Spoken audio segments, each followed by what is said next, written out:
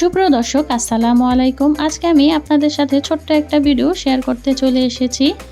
আমাদের বাসায় আমাদের নানি পাঙ্গাস মাছ খেতে খুব পছন্দ করে, সে কারণে প্রায় আমাদের বাসায় পাঙ্গাস মাছ আনা হয়। আজকে বড় সাইজের 2টা পাঙ্গাস মাছ আনা হয়েছে, 2টা 10 কেজির মতো হবে।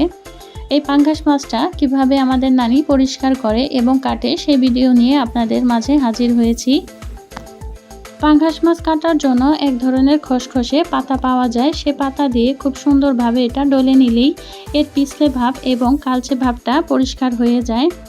সেই পাতা দিয়ে নানি খুব সুন্দরভাবে এটা ডলে নিচ্ছে। অনেক সময় এই পাতাটা পাওয়া যায় না, যখন এই পাতাটা পাওয়া যায় না তখন প্লেট পরিষ্কার করার এক ধরনের স্টিলের মাজনি থাকে, সে মাজনি দিয়েও খুব সুন্দরভাবে এটা পরিষ্কার করা যায়।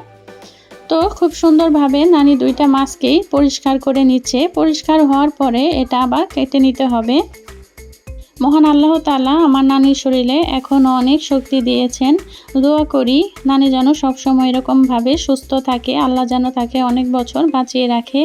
আমার নানি দেখতে মাশাআল্লাহ অনেক সুন্দর, ওনার নামটাও অনেক সুন্দর, ময়ূরসুন্দরী। তো মাছটা যখন খুব ভালোভাবে পরিষ্কার করে নেওয়া হয়েছে, এখন এটা কেটে নেবে।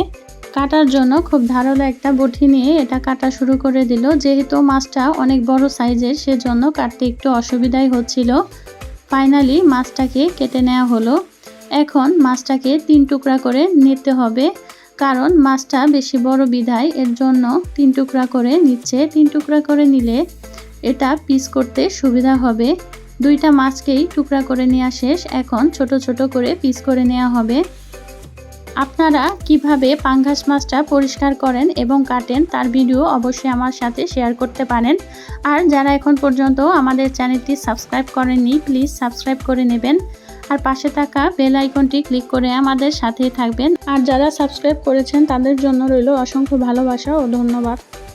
আর আমাদের ভিডিওগুলো যদি আপনাদের ভালো লেগে থাকে তাহলে অবশ্যই আমাদের সাথে থাকবেন। তো নানি মাছ কাটছিল আর আমরা গল্প করছিলাম, নানির সাথে বিভিন্ন ধরনের গল্প আমরা করছিলাম।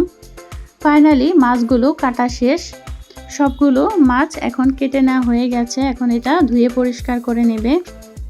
আশা করি আমাদের আজকের এই ভিডিওটি আপনাদের কাছে ভালো লেগেছে। আজ তাহলে এ পর্যন্তই, পরবর্তী আবার নতুন ভিডিও নিয়ে আপনাদের সামনে হাজির হব। আল্লাহ হাফেজ।